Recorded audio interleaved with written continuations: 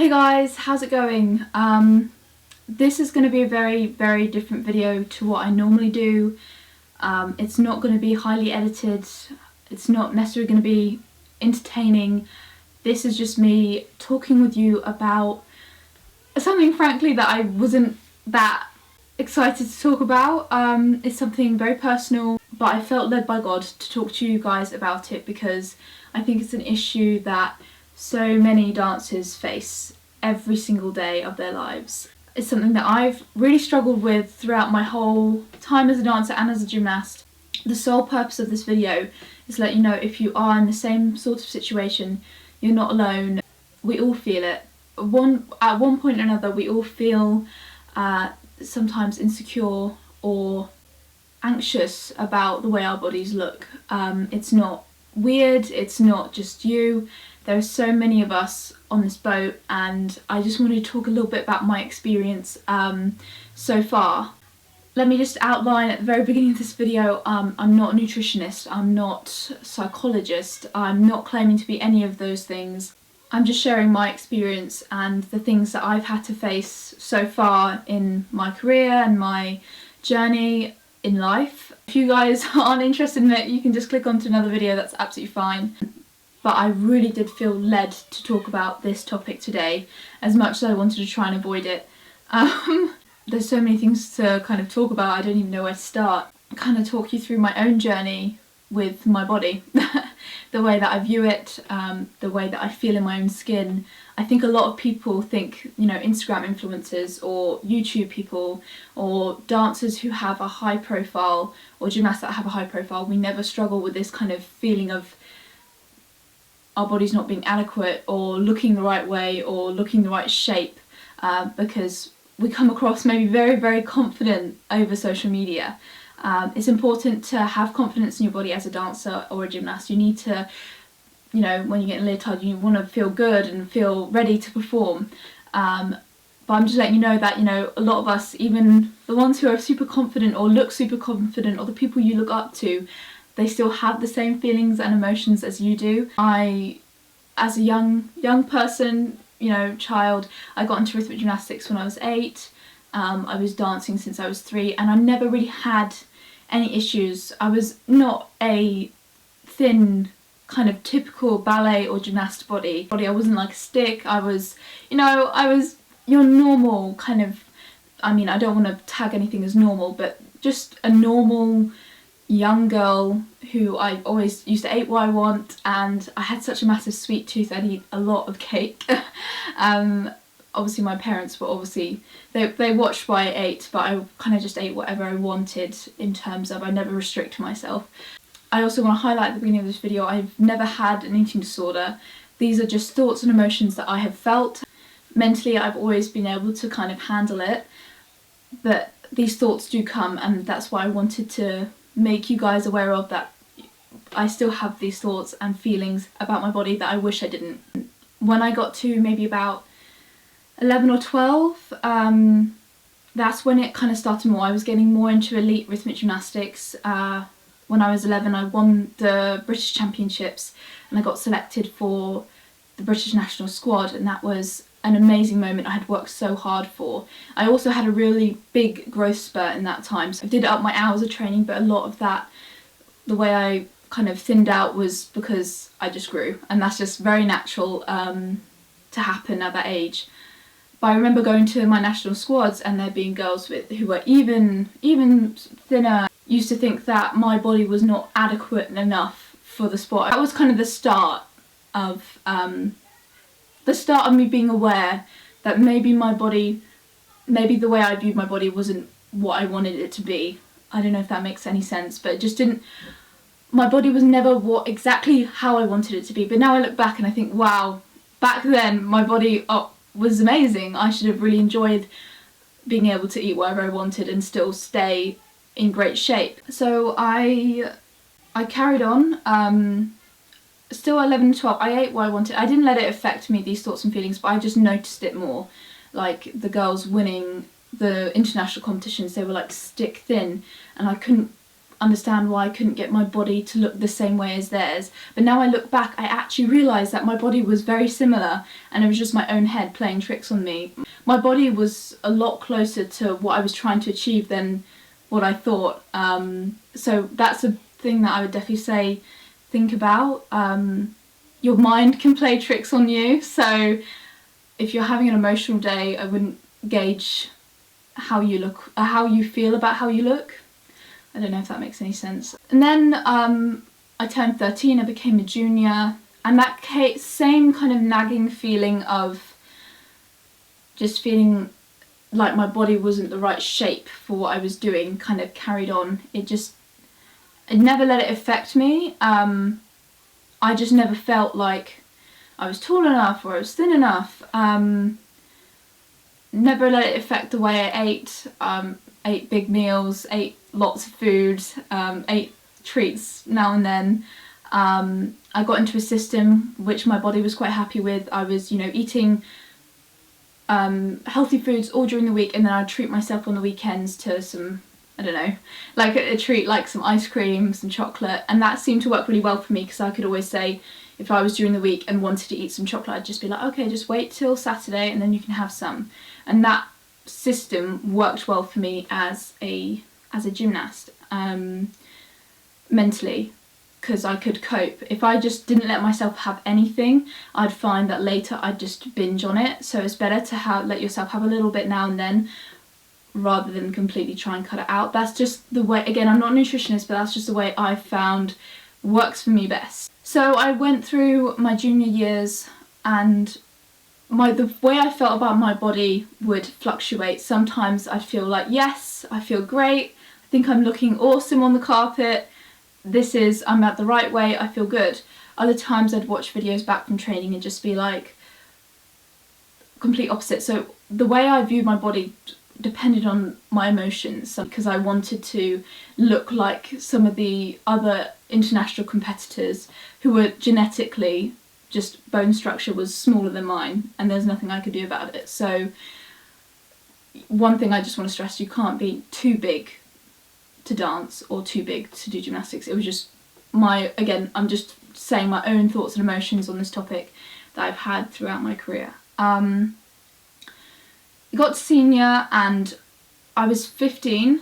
I went to the Commonwealth Games, and I remember when I got quite nervous and anxious and slightly stressed, because it's a stressful situation going to compete in your country on the other side of the world. I did lose quite a lot of weight, but that was just very natural. I didn't force it, I didn't try and eat less, it just happened. I was careful, I didn't like binge, but I just lost weight because I was it was a stressful situation, and that's just what happens when I'm in stressful situations. I often lose just a bit of weight. So when I went to the Commonwealth Games, I went out there, feeling good about my body, good about my weight. Obviously there were still some days where I was like, oh, I just wish I could just be a bit more toned or taller. And then after the Commonwealth Games is then when I hit that stage of puberty. And it's a real thing, like when you hit puberty, I think I was nervous about it because a lot of other girls in the sport, they hit that stage, and you'd often hear other girls talking about how they had put on weight and be like, oh my gosh, you put on weight, you need to lose it. And that really scared me, that other people were going to start talking about my body. And I just didn't think that was fair, because it's, when you're talking, I tried when people were talking about other people's bodies not to engage in the conversation, because I think just to respect them. You don't know what they're going through, you don't know, puberty affects everyone's bodies in a different way. Some people go like really long and thin, other people might widen a little bit, and that's just genetics. There's nothing you can really do to stop it apart from eating healthily and exercising healthily. 16 is when that process really started to kick in. You get boobs, you get hips, like it's just what happens. And there's nothing you can do to stop it, and you shouldn't try to stop it. As long as you're eating healthily and exercising healthily, that's the way to go. But sometimes you do feel like, oh, what am I doing wrong? Sometimes I was like, why am I expanding, because that's just what happens when you become a woman, and you kind of just have to accept that and work with your body and not against it. And that's something I have to keep telling myself, even now working with the body, not against the body, because as soon as you start working against the body, then things are going to go downhill. 15, 16, especially the training that I was doing, it was quite high intensity, so a lot of my muscles, especially the front of my thigh, that muscle naturally for me tends to bulk up, and it's something I've had to work a lot in dance, is to try and lengthen that front muscle so it doesn't look so bulky, because in some of the moves I was doing in gymnastics required that type of strength, but now that I'm a dancer I need to really try and lengthen that muscle out, which is a process I've been working on for the last couple of years. As you all know, I had to retire from gymnastics due to family circumstances, and in that time I remember it just being so bad. Difficult period of my life. I remember buying the Halo ice creams, which were like, what, 200 calories for a tub, and just wanting to eat all of it all the time because I was so upset. I didn't let myself, obviously, but emotional eating was a real thing for me, because I felt, when Rhythmic Gymnastics finished, I felt like at that precise moment it felt like everything was kind of sinking. Everything I'd worked on was like kind of being swallowed up in the ground. But I went into dance, and I was training dance, and it was difficult getting back in a leotard after going through what was quite a traumatic period of my life. I didn't want to get in leotard and tights, if I'm really honest with you. I didn't feel like I looked good in the leotard and tights. I just wanted to cover up my body in any way that I could. And going into auditions, because I had auditions maybe 2 or 3 months after that to audition for ballet schools, that's difficult because you need to go into auditions and you need to feel good about yourself, and you want to be, look, here's my beautiful body and this is what it can do. But at that precise moment I was really not feeling that at all. I wanted to hide, I wanted to cry, and that was just a period of my life which I'm very glad is behind me. But it was a struggle. I wasn't liking the way that my body looked. I didn't feel like I could ever do well in dance, because again, I think you can do well in dance whatever size you are, but at that frame of mind I was in, I was like, I'll never get a job, or I'm never going to progress because I just don't have the ballet body that you need. And it was only when I had probably my lowest low, I got rejected from one of the ballet schools that I was really hoping to get into that year. And I remember sitting myself down and looking at a bar of chocolate, actually, and thinking, look, you have 2 options here. You can eat this chocolate, nothing against chocolate, I love chocolate, eat this chocolate and give up, or you can go get on the cross trainer downstairs and show them what you've got. Show them that you have what it takes, you can come back from this. And I chose the second option. I chose to, because emotionally I was all over the place. I was supposed to be training that evening, but when I got the rejection letter I just couldn't. So I went downstairs into my garage and got on the cross trainer, and that's the first time I'd been on that cross trainer in about 2 years. And since then I've kind of been doing it every other day, or especially when I was doing my exams I was doing it every day to keep my fitness level up. So it was actually really a moment of discovery, even for my daily exercise routine, but more for the inner strength. So I've kind of vented out on the cross trainer, and that is really a defining moment for me. When I was at my lowest low, I realised that you just have to pick yourself up. I could have either given up and shown that school exactly why they didn't accept me, or I could push harder and then hope for something to come up in the future. Again, the period after that was still difficult, still ups and downs with the way I felt about my body, but more than anything I was trying to focus on my technique. I was like, if I can improve my technique, then whatever size my body is, it will look better. So I started working hard and harder and harder and harder, going more in the cross trainer, watching what I ate a little bit more, just trying to make sure whatever I was putting into my body was good fuel to help me do more. Sometimes I wish that I could eat less, but just naturally, if I don't eat, I do not have energy to train. So I physically need to eat in order to be able to train. I think that's quite natural, but I have to eat. For myself, I eat large quantities and don't snack as much. So I eat quite large meals and don't snack as much. But sometimes the large meals compared to my friends look huge. but maybe it's because I snack more, I don't know, but I just eat large meals, and that's just the way I fuel my body because I do a lot of exercise. But I think when I was younger, I always remember some of my teammates would call me the skinny mini, like I was the thin one. And then as I grew older, you know, going in ballet classes with girls a lot younger than me, you know, 10, 11-year-olds, and then me being in a leotard, that was hard because I was no longer the thin one. And then I did The Greatest Dancer, which honestly was an eye opener for me, a breath of fresh air. It gave me so much more confidence to know that they weren't judging me on how big or small I was. They were judging me purely on my passion for dance, my love for dance, and the way that I danced. And it wasn't about, I don't know, you have a thigh gap, or if you, I don't know, are super toned. It was literally, can you dance or can you not?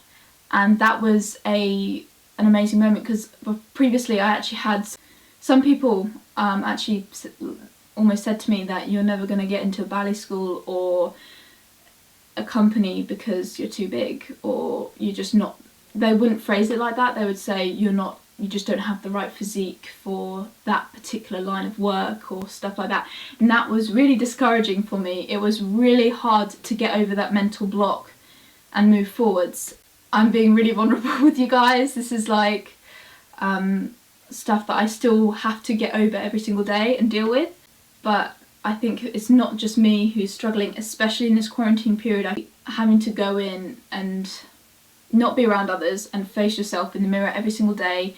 And sometimes when I'm not feeling great, I will still look in the mirror and think, wow, I wish I could just be like that girl I saw on Instagram, or be like that person I saw on YouTube. But you have to keep reminding yourself, you have to embrace your body, you have to love your body, and you have to feel like you are beautiful in order to go out and perform and show the world what you're made of. It's first about, I always heard that you first have to love yourself, not too much obviously, but like love yourself, then you can love other people. And it's something I definitely struggle with, because I'm always very critical of myself, critical of the way I look, critical of the way I dance. So that concept of actually being like accepting myself sometimes can be difficult, but it's very necessary because it will show in your confidence levels when you perform. To wrap this whole video up, I feel like I've been rambling for a long time, but I just want to say that you are beautiful, your body is beautiful, embrace your body, work with it, not against it, and these are just the things I've learned in the time I have been a dancer and a gymnast. You're going to have days where you might not feel great. Don't let those negative thoughts or that negative mindset get the better of you. Remember, as long as you're doing your best, eating healthy, exercising healthy, there's nothing more you can do, and you just need to work with your body. It's never going to be a straight path. You're going to have your ups and downs, but you can do it, you'll get through it. I mean, I've been accepted into a ballet school now in the graduate year, so in the final year, which is 2 years ahead of the years I was auditioning for before, which is crazy. I'm so excited and privileged to be able to do this. I literally cried when I found out that I got in. Last year when I got that rejection letter, I never thought that this would happen.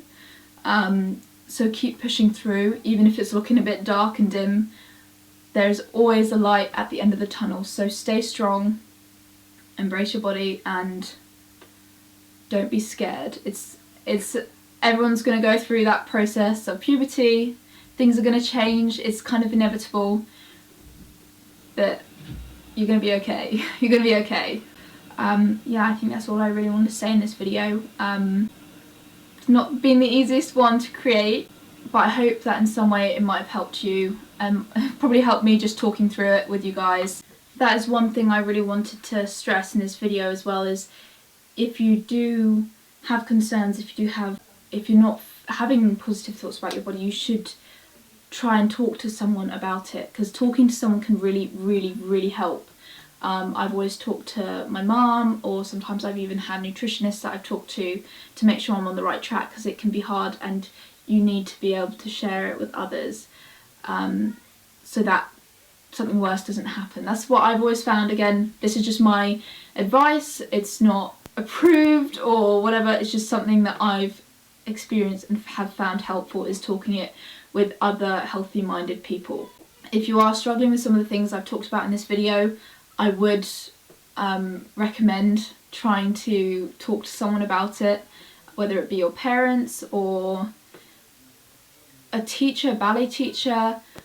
Do try and find some help, because the people that have helped me through, I mean it's never been a massive problem, only for my own confidence, but the people who have helped me through have made me become the dancer I am today, and are helping mould me into the dancer I'm going to be in the future. So definitely, if you need to talk to someone, don't be shy. You need to talk about it. You need to let it out so that it doesn't get all mangled up within. So that is some advice I would definitely consider.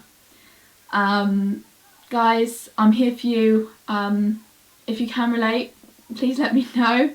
Maybe it's just me, but it's just something I felt like I had on my heart to talk about in this period of time. So love you all, dream big and make it happen.